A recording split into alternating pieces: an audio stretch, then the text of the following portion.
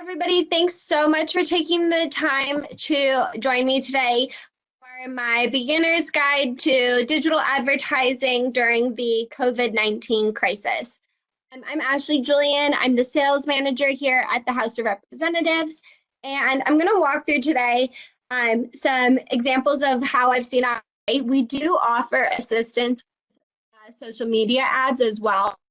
And we have a ton of clients that will take our content and repurpose it for Facebook or Twitter, Instagram, or something like that as well. But today we're going to focus on the web-based advertising. And this is what you see on your browsers and on your phone, on your tablet, etc. So why should your office use digital advertising? Right now, we have a ton of offices leveraging our ad platform to let constituents know about the CARES Act, to announce any important bill sponsorships, engage a new or underreached constituency, promote those constituent services. How can your district office be helping voters in your district right now?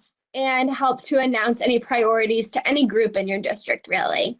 When we're out of the COVID-19 pandemic, we also see offices leverage digital advertising to promote any in-district events or help create awareness about any local events that are taking place, like maybe a job fair or something of that nature. And right now, one of the biggest things we see is helping to promote COVID-19 telephone town halls through us as well. So why digital specifically? I like to think of digital advertising as direct mail for digital. It's cheaper and it's more efficient than mail. It's very precise down to the household level as opposed to radio ads or something like that. It complements your other constituent engagement tools, so you can reinforce messaging that you might be using across social media, through your e-newsletters, through text blast campaigns. It really helps to kind of tie it all together with an online digital space. And it works. So before I talk about the way that we use our technology, I want to talk about why traditional old school digital advertising has two really big problems, at least. The first one is surrounding bots. So Google actually estimates that 56% of web traffic is fake. And we've got some examples here of just recent news stories that have come up highlighting how much advertisers are actually losing because their ads are being served to bots as opposed to real people. Also, in addition to bot traffic helping to reduce the effectiveness of your campaigns, another problem with old school advertising is using cookie segments. This might be something that you've seen anytime you go to a website and you have to acknowledge that they are collecting cookies. It's because they're building these cookie profiles. So I had one of our coworkers go in and pull up his Oracle Cloud cookie profile. And right here, he just put next to it how many of these were on the mark and how many were accurate. And as you can see here, a ton of these cookie segments are just wildly inaccurate, which means for the traditional advertising route, if you're relying solely on cookies, that means that 57.5% of those are wrong. So if you couple the fact that you've got 56% of fake internet traffic and 57% of targeting is wrong, that means using cookie-based advertising that 81.3% of your digital spend is wasted. So we've worked really closely with our team to try to make sure that we're able to address this because it really isn't getting any better in terms of cookie advertising, especially now that different internet browsers have blocked or semi-blocked any kind of cross-site trafficking, meaning that those cookie profiles we just looked at earlier are even more so inaccurate than before. So good news is we've solved these problems for you by taking a completely different approach. And because cookies are the problem, we just simply don't use them. Instead, what we use is actually hyper-targeted programmatic digital ads powered by GPS technology. So I'm going to walk through some of the ways that we have tactics in terms of this GPS-based ad technology for reaching out to constituents. The first one will be a list-based device ID targeting. The second one will be geofencing. And the third one is search plus contextual with keyword targeting. And the final thing that I want to cover is whitelisting on specific news sites. So the first two, list-based advertising and geofence advertising, those are both very proactive type of ad outreach. We're reaching out to those constituents and delivering our message, whereas the search plus contextual is more reactive versus proactive. So it would be once people are searching for things on the internet, being able to deliver your ads to them as a result of what they're searching for online. So for list-based ads, all we need to get started is just a physical list of addresses of who we want to target. We'll then take these addresses and be able to map it to device IDs within that location using our GPS technology. This is great because you can now digitally engage with people that you've never had an email address for or a telephone number. You're still able to get in front of those folks online using list-based ID targeting. The second type of proactive outreach is powered by geofencing. So what this means is we would actually draw an invisible polygon around any specific geographic location that your office is interested in targeting. So in the past, I've had offices that have a local VA hospital in their district, and they want to be able to draw a geofence around that. And then anybody that crosses in and out of that invisible barrier would be targeted with an ad showing what the boss is doing to help veterans in their district.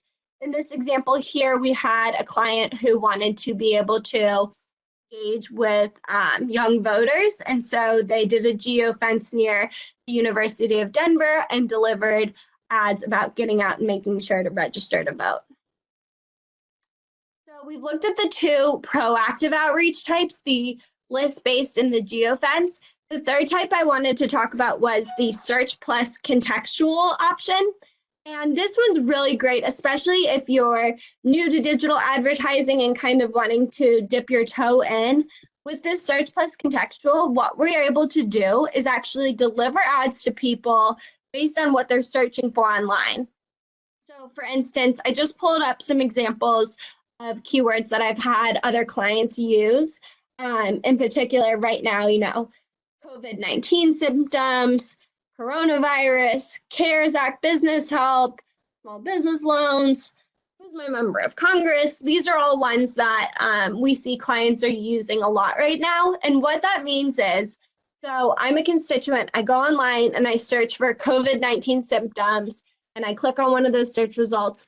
That's where I'd be able to see the ad from your office with what to do if I'm experiencing symptoms. I could click on that ad and it could take me directly to a page on the member's website, with resources available if you're experiencing those symptoms.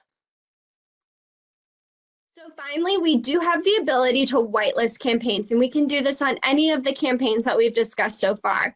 Basically, what it allows us to do is just serve ads specifically on websites or categories of websites, so making you even more plugged into your constituents' lives.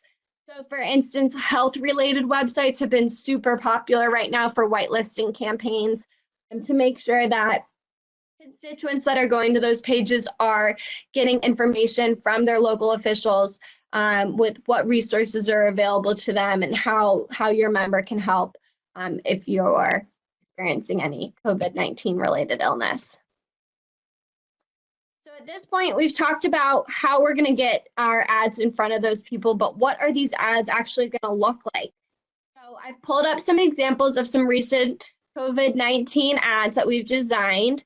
I wanted to include these because I wanted to make sure that I pointed out that we do offer the ability to do these both in English and Spanish. So if you have a bilingual district and want to make sure that we're delivering these ads both in English and Spanish, we can help work with you to accomplish that. I also incorporated some that include some type of animation. This will help draw your eye to the advertisement itself. And then up next, I just have some other examples of recent work we've done with the animation here. You can see that this is able to help, draw your eye to the ad And for example, this would be an example of the search plus contextual, where depending on what you're searching for, you would see this ad displayed on the web page. So to sum it all up, there are two big problems with traditional old school advertising: bad traffic and inaccurate cookie profiles. And if you want to be using digital ads, our methodology is truly the best way to do it. And a few examples of success to date include being able to see a 62% increase engagement with telephone town halls, boost job approval for a member by 4 points in just 11 days, increase support for a member's bill by 7.5%,